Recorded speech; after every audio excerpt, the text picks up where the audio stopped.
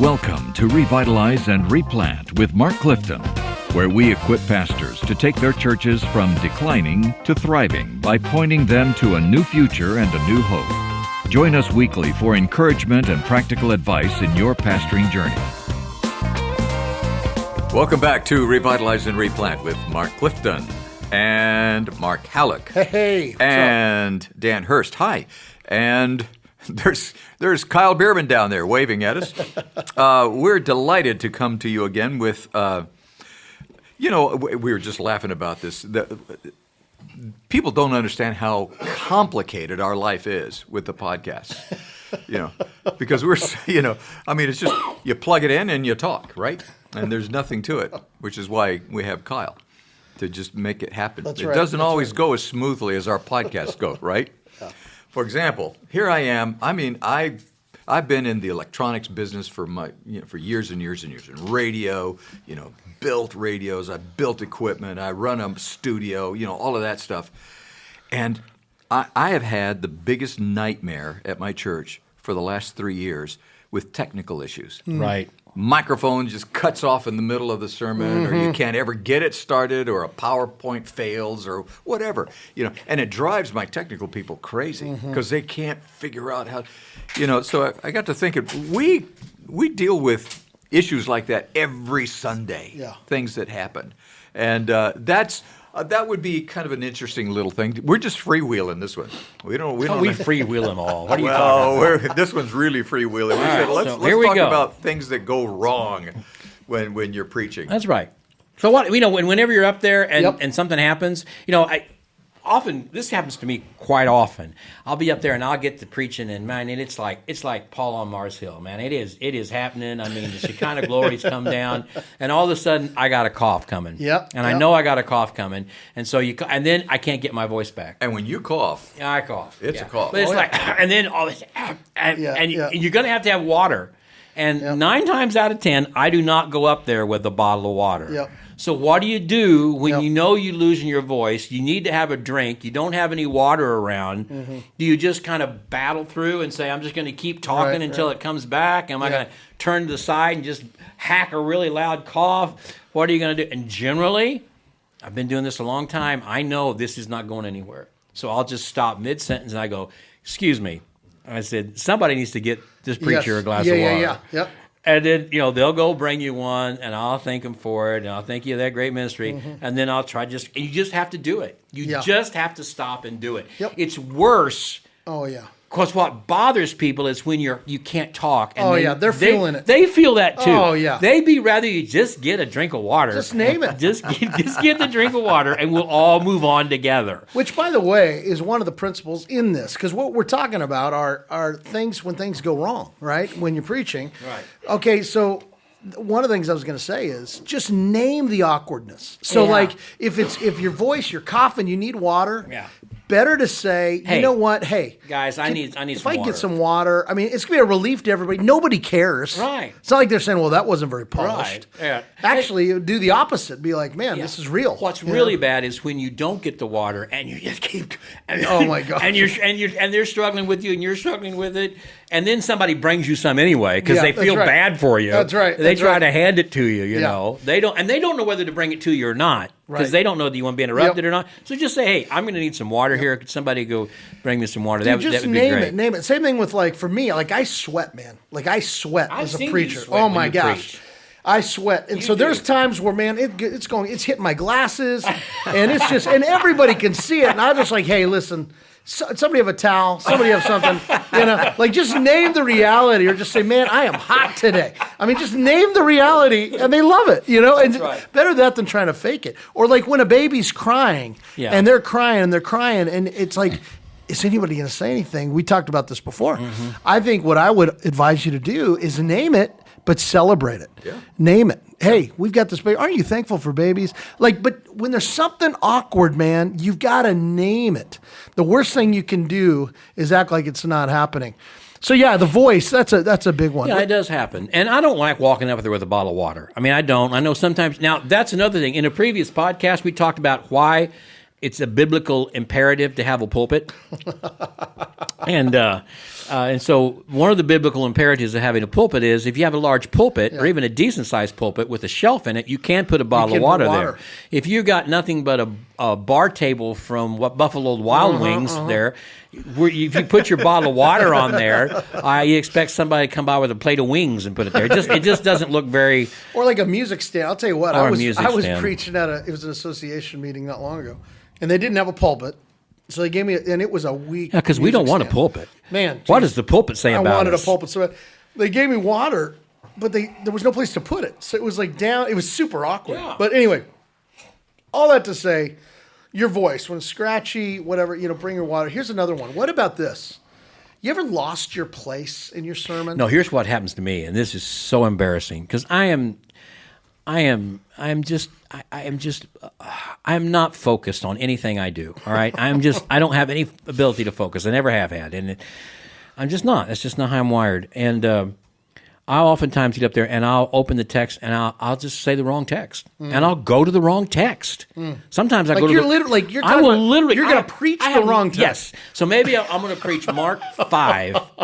I'm going to preach Mark 5. And then all of a sudden, for some reason, I get up there and I just blank out. And even though I may have it written down in a note, I'll say, turn me over to Mark chapter 4, verse 13. And I look at that, and it's the middle of a sentence somewhere. And you're like, this is not my text. Okay, let me tell you what I used to do. Okay. I would read it. You would just go with it. I would go with it. And then I would make them wonder, wow, what's he going to do with this? Yeah. And then I would say... And as you know, then over in Mark 5, we read this. I actually have done that. I've done it. Or I'll open to a wrong book. Yeah. I meant to say Luke 7, and I say John 7. Oh, yeah. So John 7:42. And I'll go, what? And so I'll read it, and in reading I go, this isn't my text. Yeah. And I'll go, but there's a different story that is even more impactful about that, and it's found over in Luke's God. Now I don't. Oh, now God. I said, John 7:42. I said, wait a minute. Let's change that.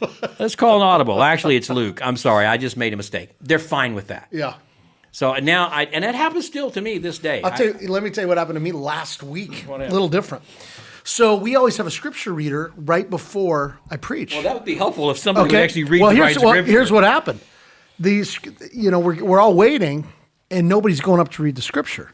And so I go, well, I'll just take it. So I get up. Hey, let's go ahead and stand for the reading of God's word. Well, the Bible that I took up that day had really, really small print. Oh, yeah. Okay, I'm now I need bifocals. Sure. So I get it open. I go, let's turn to 1 John. And I'm going, I'll be honest, folks, I actually can't read this. Does somebody else just want to come up and read? That was good. And so again, you just kind of lean into it. And here's this lady. She goes, I'll read. Come on up. Come read it. That was good. Instead of making it a thing, right? Just go, this is great. Come on up. And can we give her a hand? What a great job she did reading the word. Yeah. So again, the awkward moments will be less awkward if you just lean into it. And just acknowledge it. And I'm sorry, it's not Luke's gospel, it's John's gospel. Sorry about that. Yeah, folks. That's right. And they'll be fine with it. They don't care. But there were times I would go ahead and read it, and what I'm reading, I think, now how am I going to get them over to the other one? I would do that. I feel so bad about it. So you or you lose your place. And even Sunday morning, I was talking the other day about watching my sermon from Sunday. And there was a time when I don't put very many notes down, but I put a few. Yeah. And one of them was so simple, dude. It was so simple. It was 4 ways that the Gadarene demoniac, at least 4 ways the Gadarene demoniac was unclean, right? But I wrote those down because anytime it's 4 of something, my mind is something that I'll forget that. And I got to write those. So if I list, I always put the list because I will forget it. Yeah. So the 4 were, he lived among the pigs, he lived among the pagans, he lived among the tombs, and finally he was demon possessed. I mean that's unclean. That's 4 unclean. So I can see myself Sunday. I remember the first 3, so I'm doing it off the cuff, right? Sunday morning. I watched it, and I was he lived among the tombs, and he lived among the pigs, and he lived among the pagans, and then I realized I can watch myself. I forgot the last one, which is the most important one. But you just kind of went. And so I just stopped there, and I watched myself on the screen, and then I look down like I'm being real serious. But what I'm looking at is my notes, and I go, and he lived among. He lived with the demons. He was. I said, and he was demon possessed. I looked like I was being really thoughtful, but I was really just reading my notes. But dude, here's the thing. I guarantee nobody knew. Nobody really knew. They figured you were doing that on purpose. They do now. They do now. But what if I hadn't had those notes? Right, exactly. So there are times I lost my place. I've been doing this 50 years. It's 4 things. I lost my place. Yep. I get asked that a lot. Like guys will say, "Man, if I lose what do I do?"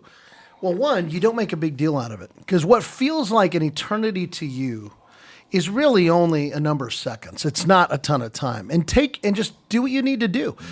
What I'll do if that happens is I'll just have a drink of water. Just kind of look at it. I may name it if it's crazy. It hasn't happened a lot of times, but say, man, guys, I'm so excited about this text. I think I lost my place. Just name it. They'll laugh. They'll feel like it. And then, okay, here we are. Again, you don't need to feel awkward. It's so funny. There was a preacher at our church who was there for many years, an old sweet guy, and the church where I pastor now, during actually the years of the decline of our church. And as he got older, he would regularly lose his place. Oh, yeah. And literally, so one of the deacons who was there forever, he said it was common, very common, for him you could just tell he was about 10, 15 minutes in. He'd preach for 20, 25 minutes. And he would lose his place. So, well, I guess that's the Lord telling me to end this one. Just in the middle of the sermon, let's pray together. We'll just pray. Whoa. And it's like, okay, well, we don't want to do that. Okay, we got time because this is just we're just having a good. He wouldn't mind me telling this. Great old lay preacher named Wilbur Noble. Those of you who are from Topeka, Kansas, you knew Wilbur Noble. Just the sweetest guy, but the most humble guy. And as he grew older, he began forgetful. And he had me come over. He was planting a church, and he had me go. I was preaching one Sunday, and I went over to be with him when he was preaching.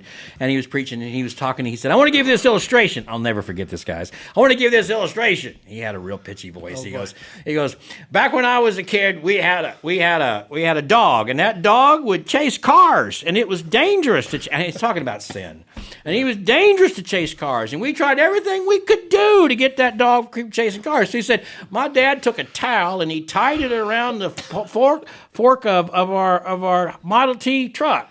And we drove down, and sure enough, that dog bit on that towel, and he spun and broke his neck and killed him." And he goes, "I don't know where I was going with that."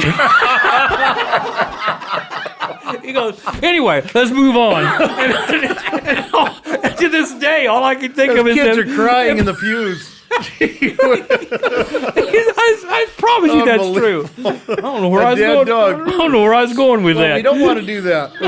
Well, do you remember Ron Green? I do. Ron now, Green. I've got a confession to make. A few episodes ago, I talked about a man who discipled me. You weren't here. Mm-hmm. Who discipled me? And I said, man, there was a guy. He was a baker. He meant so much to me. His name was Ron Ramgren. Oh, Ron Ramgren. Oh, my God. Who was completely different. Ron Ramgren was Ron Green's boss. Yeah. And he was not a disciple. He was not a disciple. And for some reason, I got Ramgren in my mind. That's so funny. in that episode, I talk about Ron Ramgren discipling me. Yeah. Any of you know who the two, you need to know it was Ron Green. Yeah, go back and re-listen to that. All right. You just think Ron Green. Well, Ron Green grew up on the east side of St. Louis. He grew up in gangs. He got saved. Big old guy. Big old guy. Loved him. And I met him at William Jewell. Mm-hmm. And we became friends. Actually, he and his wife and 3 kids moved there, and they gave him a scholarship to go to school. He felt he wanted to preach, and so was it Fields? Dr. Fields was Dr. Fields was the president. Was the president. Thomas Fields from First Baptist Springfield, Missouri. And he worked it out so he could come to school. Got him a scholarship to go to school. I don't know if Ron had ever even graduated from high school, but Ron was, he had a rough life, really rough life, but he was just as lovable as they come. Big, about 300, 350. And short, 5 feet Short, tall, yeah. maybe. I mean, round, and he worked at a ball. bakery, and he was always covered in dough. It looked like the Pillsbury Doughboy. He did. Well, one time he'd start preaching revivals, and he'd take me with him to sing, and he was preaching. I don't remember where we were, and he started preaching. And man, he got excited and preaching, and all of a sudden his false teeth popped out. That's true. And What'd he do? He caught him in midair. Threw him back in. Midair, threw him, and it was and he said, "Thank you, Lord," and he just kept right on going. Oh, I got a better one than that. Oh, my God. So Hurst is supposed to preach. Now, and it was J. Vernon McGee was in the audience when you were supposed to sing. Oh, that was Noel. That was when I was down in Florida. Yeah, wasn't it J. Vernon McGee? J. Vernon McGee came to preach, and Lou Miller. And you were going to sing. And he said, "I want you to sing and make sure nothing goes wrong," because Lou was so excited that J. Vernon was going to be there. So Dan Hurst is going to sing at a meeting where J. Vernon McGee is preaching. So go with it, Dan. And so the back then, we had accompaniment tapes, and the guy that was doing the sound. Was in the little side room, and he was ready to go. He had a little slit in the wall where he could see me, and he was ready to go. And he plugged it in, and it was time for me to sing. And he hit the cassette, and he had put it in there backwards. You could do a cassette backwards, and it was the demo side. And I was singing "How Majestic, oh Lord, how majestic is your name," sung by Sandy Patty. Oh no! And all of a sudden, Sandy Patty starts singing. And all I could do was just mouth the words. I didn't know what else to do. And Jay Vernon was sitting there just looking at me. And Lou put his face in his hands. And Jay Vernon's wife was sitting there. And she was just staring at me. The crowd is laughing. And I said, we got to stop and start all over again. 3 years later, I am up at Blue Ridge or Blue Temple. Blue Ridge, whatever. Blue Ridge Temple, whatever. Blue Ridge Temple, yeah. And there was and Jay Vernon was going to be preaching, so I went there, and I got there a little early, and I was coming in the back door, coming down the aisle, and he was coming up the aisle. Yeah. He and his wife both, and he stopped and he looked at me and pointed his bony finger at me. He says, "You sang like a girl." I wish I'd have met J. Vernon McGee. Oh my goodness! How could he remember that? Well, it's pretty hard to. Okay, this is what Jill said. If you get on a podcast with Dan, you'll just tell stories. We've been doing this for a year and a half. We haven't told any stories. But they invited Dan to come and sing at the pastors' luncheon, pastors and wives' Christmas dinner one year here in Kansas City. Okay. And so he comes and he puts on a lighted nose and he sings Rudolph the Red-Nosed Reindeer. Everybody and antlers. Everybody thinks it's funny, but he doesn't take it off. He leaves the lighted nose and the antlers on while he sings "Oh Holy Night," while he talks about the Christmas. The whole evening, he sings all these serious songs. He talks about the seriousness of Christmas, and he never takes off. Never took it off. He never mentioned it. And people didn't know whether to laugh. Does he know he has it on? And I just said for my last song, and I sang a song, and then I walked off. I didn't know what else to do. My dad was like, "I don't know if you should be hanging out with Dan Hurst." He was always worried about that. Okay, we got a few more. Okay, what about a medical emergency or like something dangerous? Like you mentioned, like we've both been in situations where there might be someone who makes you a little nervous, maybe came off the streets or something. So if it's something like you need a drink of water or there's a baby crying or something, lean into it. Like if you lose your place, just acknowledge it. But what do you do? I'll talk about mine, which was not nearly as dangerous as yours. But a number of years ago, I was interim pastor in Pleasant Hill, Missouri, and First Baptist Pleasant Hill there. And while I'm preaching, I noticed this kid walks in, and there's only church of about 100 people, so you know everybody. And I didn't know him. He looked unfamiliar, and he looked uncomfortable, and he sat on the front row. Okay. And about halfway through my sermon, he just gets up and jumps up on the platform. Okay. And so immediately I just turned to him and I put my hand on his shoulder to sort of put myself in control. Like, "Hey, man, what can I do for you?" Yeah. And he said, "I just want to tell you people how much I love you and thank you for letting me be in your church today." And he obviously had some emotional and mental challenges. And I said, "Well, thank you, brother. You go back and sit down." Okay. So afterward, I went to the chairman of deacons. I go, "It'd have been nice if one of you had jumped up there." I said, "You guys don't have any plan for this, do you?" Yeah. "No, not really." No, yeah. I said, "That was no big deal, but that could have been a really big deal." Oh, my God. And so talk to me about your situation. Well, I mean, I don't know if we have a lot of time for this, but I'll try to make it short. Similar kind of deal, though. I was preaching, and this young man walks right down the middle aisle. You've been in our sanctuary, and so it's traditional. And he's got a black hoodie on, and he's got his hood up, and he's got a backpack. Now, keep in mind, I'm in Denver, right? So we're about 10 minutes from Columbine. Where there's been shootings, so there's a hypersensitivity already where I live. And this guy is in the middle of my sermon. He's walking in, and everybody can see something's up with this guy. He's hitting the back of the pews, like as he's walking. And he's just kind of going slow. Sits in the very front row, which is about, 4 feet from me, like right there.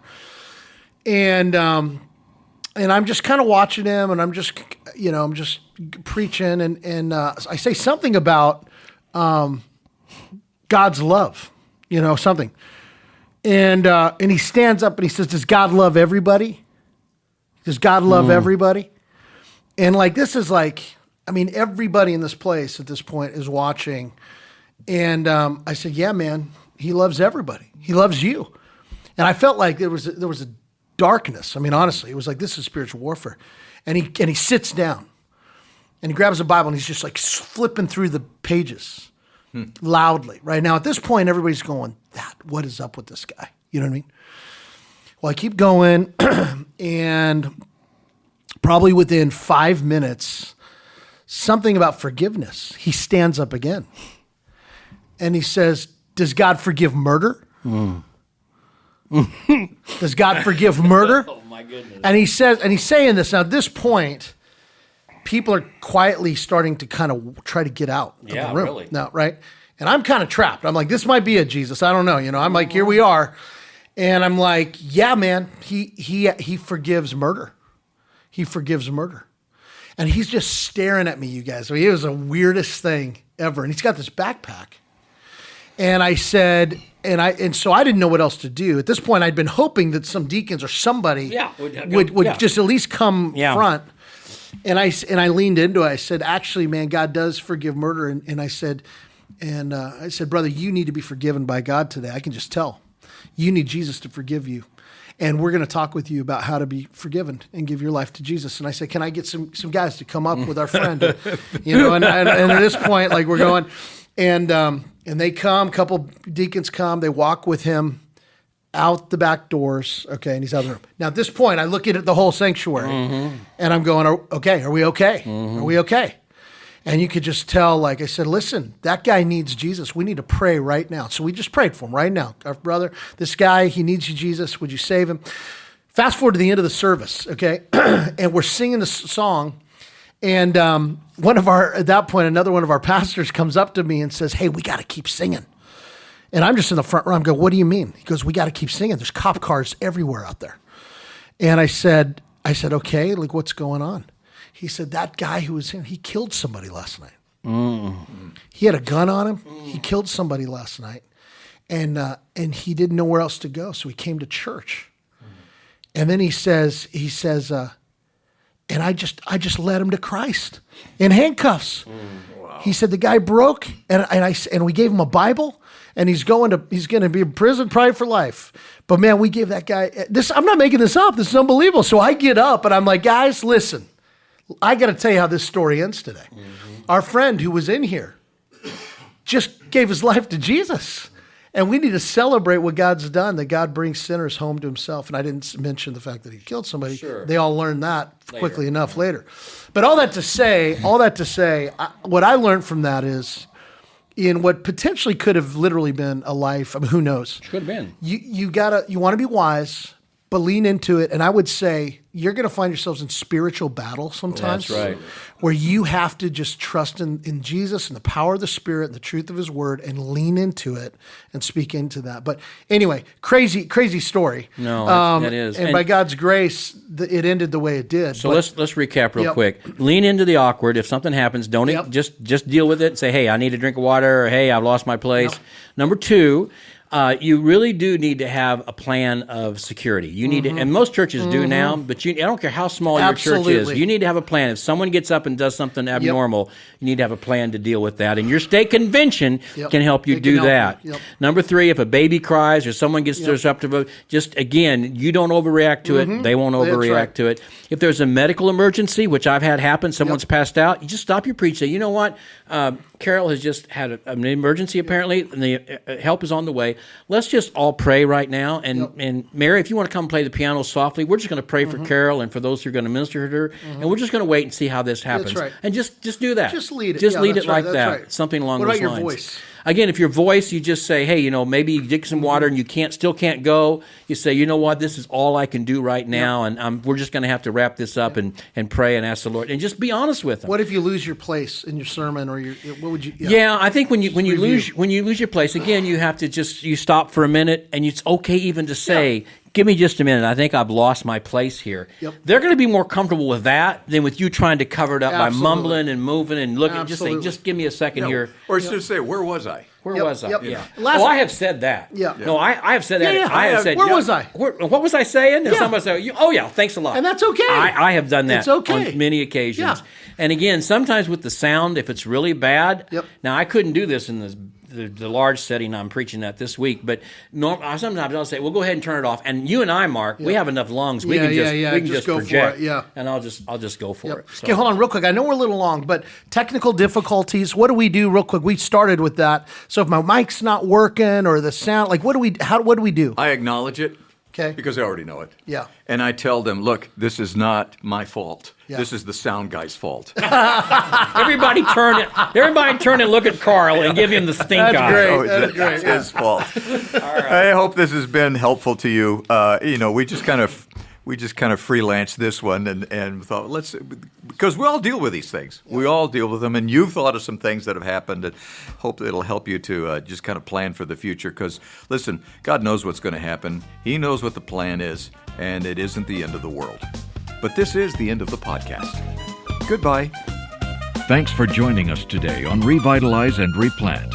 This podcast is brought to you by the North American Mission Board, where we help dying or struggling churches regain health for the glory of God and the good of their communities. If you found this conversation helpful, don't forget to subscribe to the podcast on your favorite platform. To learn more about becoming a replanting pastor or to explore resources about revitalization for your own church, visit churchreplanters.com.